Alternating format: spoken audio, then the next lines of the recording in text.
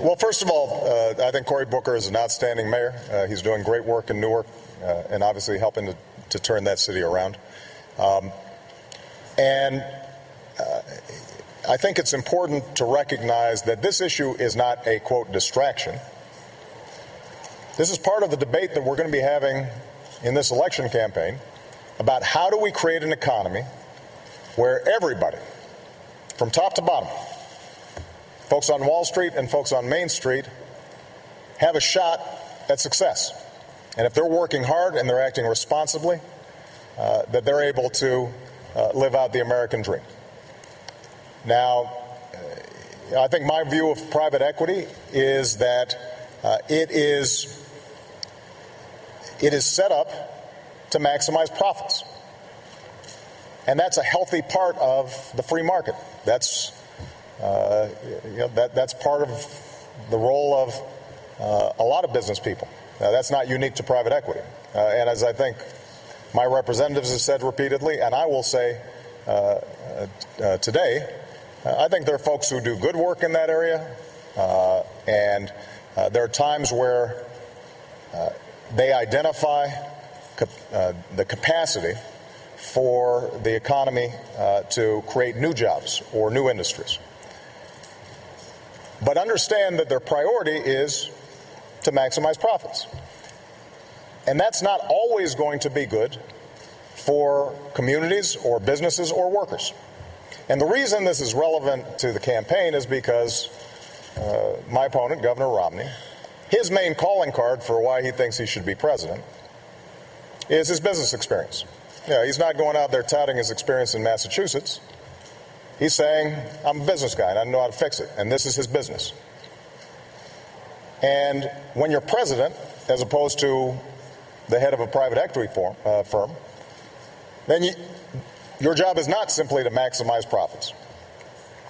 Your job is to figure out how everybody in the country has a fair shot. And so if your main argument for how to grow the economy is, I knew how to make a lot of money for investors, then you're missing what this job is about. It doesn't mean you weren't good at private equity, but that's not what my job is as president. My job is to take into account everybody, not just some. Mr. Romney is responsible for the proposals he's putting forward for how he says he's going to fix the economy. And if the main basis for him suggesting he can do a better job is his track record as the head of a private equity firm, then both the upsides and the downsides are worth examining. That was President Obama speaking in Chicago today after he was asked a question at the NATO summit there about domestic politics, about his campaign focusing on Mitt Romney's tenure as a businessman working in private equity. He was asked about that because of criticism of that focus from his campaign, which Republicans have made so much hay about, criticism of that focus from Newark Mayor Cory Booker, who we just spoke to exclusively on this show. Joining us now, just back from the NATO summit in Chicago, is NBC News chief foreign affairs correspondent and host of Andrea Mitchell Reports right here on MSNBC, the one and only Andrea Mitchell. Andrea, thanks very much for being with us. I really appreciate your time. Well, you are the one and only. Nobody else could have gotten Cory Booker to come in and speak, and that was an incredible interview. Well done, Thank you. madam. Well, thank you for saying so. It's high praise coming from you, but I want to ask you about actually the point that I tried to make in the introduction to that interview, which I'm not sure has been made elsewhere, which is the idea of the wayward surrogate, the off-message surrogate, yes. Which is something that has actually happened a lot on the Mitt Romney side of the campaign to almost no political impact whatsoever. It has happened, obviously, with Mayor Booker on the Democratic side of the campaign to massive political impact. Why has there been such a difference?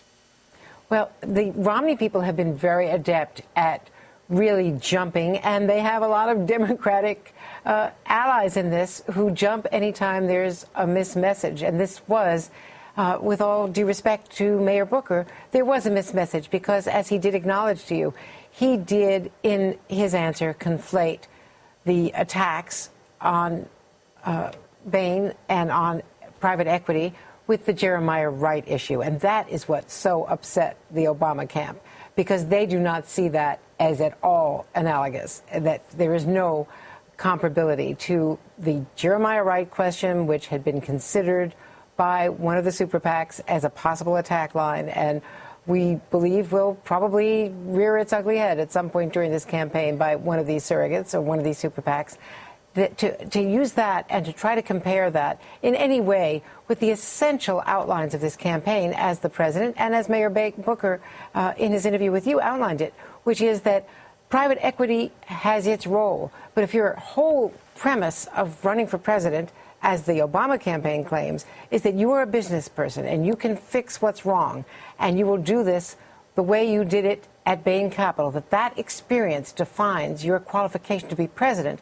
Well, as President Obama said in his news conference, that just is not what a president is supposed to do. A president is supposed to represent all of the people, not just the people who can benefit by being the investors who will do well if a company that Bain Capital has turned around does well or does not. Making money is not the business of the President of the United States. That is the way President Obama framed it. That is the message that they believe is resonating in the key battleground states across the Midwest, across what we used to call the Rust Belt. And that is what they believe was badly damaged by Cory Booker, as their eventual endorsement of gay marriage was damaged by another even more prominent surrogate, Joe Biden, also, I should point out, on Meet the Press. So it's surrogates sort of speaking honestly, speaking from the heart, and saying what they really believe. And that is a problem for this campaign. They're just sort of shaking their heads, but they were deeply upset.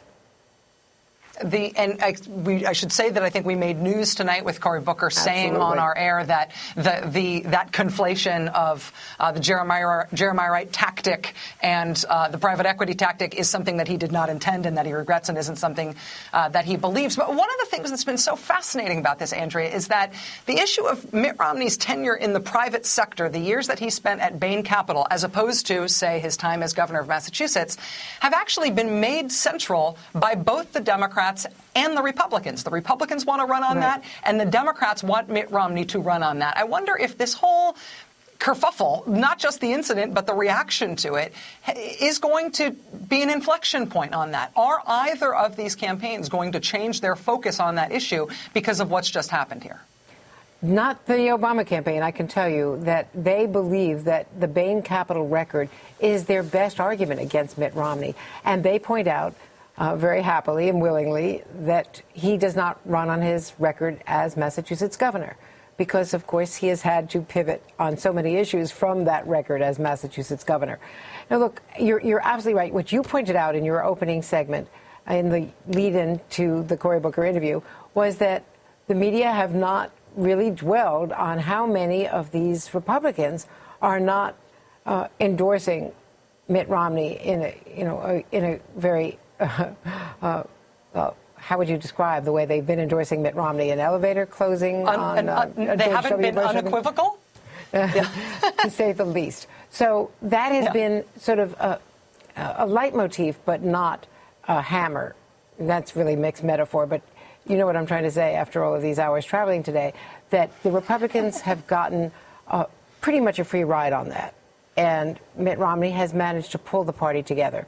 And I think that that's partly because for all of the bitterness of that campaign and for all of the more conservative Republican and social conservatives who had longstanding, doubts about Mitt Romney and his authenticity, they still, I think, dislike Barack Obama more than they dislike Mitt Romney. NBC News chief foreign affairs correspondent Andrea Mitchell, the host of Andrea Mitchell Reports, weekday afternoons at 1 here on MSNBC. Andrea, I know you've had an incredible day, including covering everything in Chicago and traveling and being with us tonight and all the reporting from both the campaigns. Thank you so much for your time. You had the interview, madam.